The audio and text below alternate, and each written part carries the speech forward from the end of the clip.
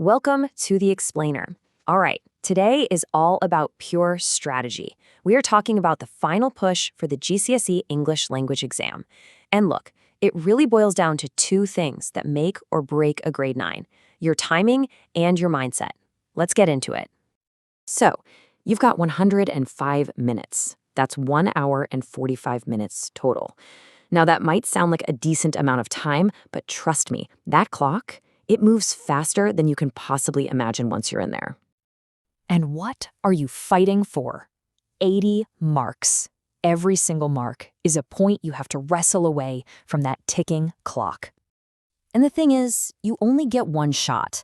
There are no do-overs. It all comes down to how you perform on the day in that room.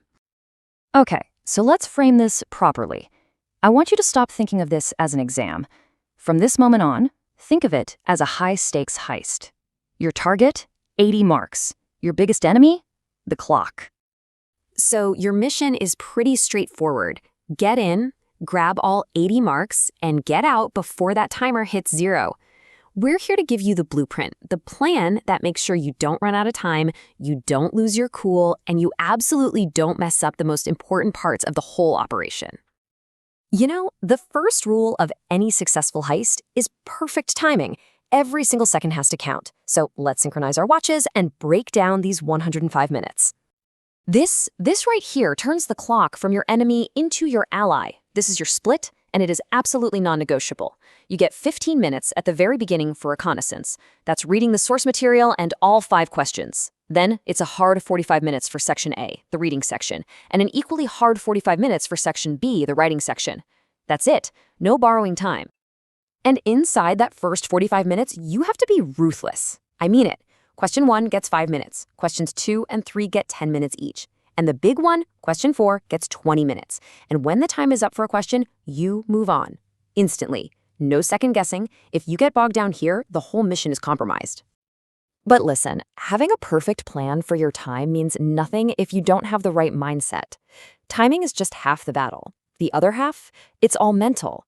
It's not just about being fast, it's about being able to produce that elite grade 9 quality work while you're under some serious pressure. Let's look at what the examiners are thinking. This is level 1, straight from the AQA mark scheme. Simple, limited comment. Yeah, it shows you read the text, but let's be honest, this is not where we want to be. Okay, moving up to level 2, some understanding. You're starting to get it, you're explaining a few things, but to get to the top grades, you need way more precision than this. Now we're talking. Level 3, clear, relevant explanation. This is where things get serious. Your points are solid, they're consistent. This is the gateway to the really high grades. And here it is. This is the goal. Level 4, perceptive, detailed evaluation. This is pure grade 9 language. It's about seeing things others don't, understanding the writer's most subtle moves, and explaining it all with total confidence. But here's the kicker. The real challenge isn't just hitting that level 4 quality once or twice. Oh no, it's about living there. You have to sustain that perceptive, detailed quality across every single question for the full 105 minutes. It's an endurance test. So this is where we adopt a tough stance. You have to train the way you're going to fight. That means every single week, you replicate full exam conditions. And if your quality drops, if that analysis gets a little less sharp under pressure, you don't just move on. You redo that section. You do it again and again until that elite performance becomes automatic, even when the clock is screaming at you. All right, now for the grand finale of our heist. Question 5, the 40-mark writing task. This is the biggest prize in the whole vault, and honestly, it's where most plans fall apart. Just look at that number. 40 marks. That is half of the marks for the entire paper, all riding on this one single question. You absolutely cannot afford to mess this up. So how do you crack it? You have to understand that this is a dual mark question. It's like a vault with 2 separate locks. You're being judged on 2 different things at the exact same time, Assessment Objective 5 and Assessment Objective 6. Here's the breakdown. AO5, that's the big one, worth a massive 24 marks. That's all about your ideas, your structure, how compelling and convincing you are. Then you've got AO6 worth 16 marks. That's your technical skill. We're talking spelling, punctuation, complex grammar, ambitious words. You have to nail both. And let me be absolutely crystal clear about something. Those 24 marks for AO5, they are won or lost before you write your first sentence. They are locked in by your plan. A brilliant plan is the key that unlocks that effective structure and lets your amazing ideas shine. So please, never ever start writing question 5 without one.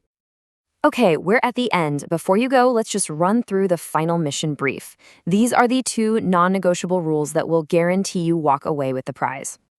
Rule number 1, obey the clock. That 15-45-45 split is not a friendly suggestion. It is your lifeline. You have to master it. And rule number 2, you always plan question 5. That plan is how you bag those massive AO5 marks. Think of these as your keys to the vault. Don't lose them. So there you have it. You've got the blueprint, you've got the training schedule, you know the layout of the exam, and you know exactly how to beat the system. Your mission, should you choose to accept it, is to walk in there and execute the plan. Good luck.